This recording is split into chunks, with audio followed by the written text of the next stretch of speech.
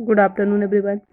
कैसे हैं आप सभी स्टूडेंट? आज हम हिंदी क्षितिज की बुक का सेकंड चैप्टर पढ़ेंगे, ठीक है, जिसके रचयिता हैं तुलसीदास जी।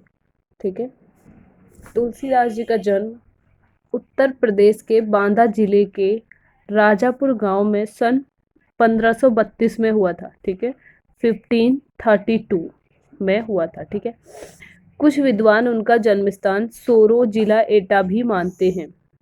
ठीक है, तुलसी का जो बचपन था वो बहुत ही संघर्षपूर्ण बीता। ठीक है, तुलसीदास की अनेक रचनाएं उन्होंने लिखी हैं और जो उनकी प्रसिद्ध रचनाएं हैं वो है जानकी मंगल, पार्वती मंगल, रामचरितमानस, गीतावली, विनय पत्रिका, वैराग्य संदीपनी आदि।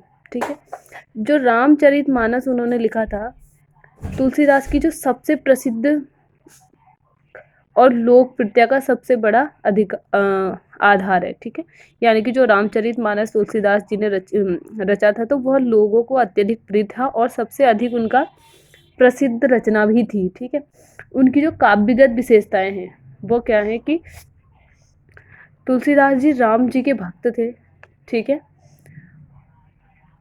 और उन्होंने रामचरितमानस में श्री राम के संपूर्ण जीवन की झांकी को प्रस्तुत किया है। ठीक है,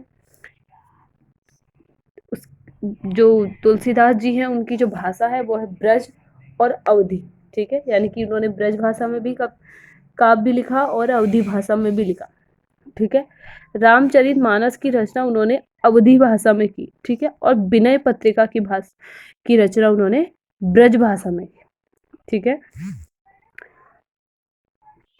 अनुप्रास, उपमा, रूपक, उत्प्रेक्षा आदि अलंकारों का उन्होंने अत्यधिक प्रयोग किया। ठीक है, दोहा, चौपाई, सोरठा, कवित्त और सवैया उनके मन प्रिय छंद थे। ठीक है, यहाँ पर जो प्रस्तुत उन्होंने कविता की है वो है राम लक्ष्मण परशुराम संवाद। ठीक है, यह जो अंश है यह रामचरितमानस से लिया गया है। ठीक है, जो रामचरितमानस का जो बाल कांड था, यानी कि जो बचपन के उनके था दिनों, वहां से लिया गया। ठीक है, सीता स्वयंवर, जब सीता स्वयंवर हो रहा था तो श्री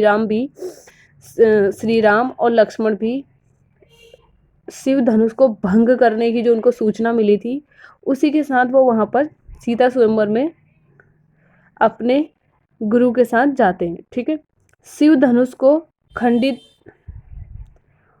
देखकर वे अपने जो जैसे ही राम जी धनुष को तोड़ते हैं तो शिव धनुष के भंग होने की खबर जब मुनि परशुराम को मिलती है तो वो जो है बहुत क्रोधित हो जाते हैं। ठीक है, क्रोधित होकर वो अपने आपे से बाहर हो जाते हैं। ठीक है, यानी कि उनका गुस्सा जो है वो कंट्रोल नहीं हो पाता, अत्यधिक क्रोधित हो जाते हैं। ठीक है, तो राम के विनय और विश्वामित्र को समझाने पर जब राम जी उनसे बहुत विनय करते हैं, उनसे माफ़ी मांगते हैं और विश्वामित्र जो राम और लक्ष्मण के गुरु थे वह उन्हें समझाते हैं तथा राम की शक्ति की परीक्षा लेकर, राम की शक्ति की जो परशुराम जी हैं वो राम की शक्ति की परीक्षा भी लेकर अंततः उनका गुस्सा जो है शांत हो जाता है। ठीक है, तो इस बीच में जो भी राम लक्ष्मण और परशुराम के बीच में जो संवाद हुआ था, संवाद का मतलब वार्तालाप। ठीक है, जो वार्तालाप हुआ था उसे इस प्रसंग के रूप में आपके सामने या यहाँ पर प्रस्तुत किया गया है। ठीक है, जो परशुराम जी हैं जब वो क्रोधित होते हैं और क्रोधित होकर जिन वाक्यों में वो लक्ष्मण जी पर व्यंग करते हैं,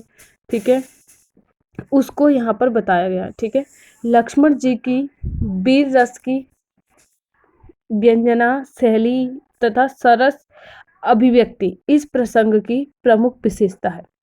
ठीक है,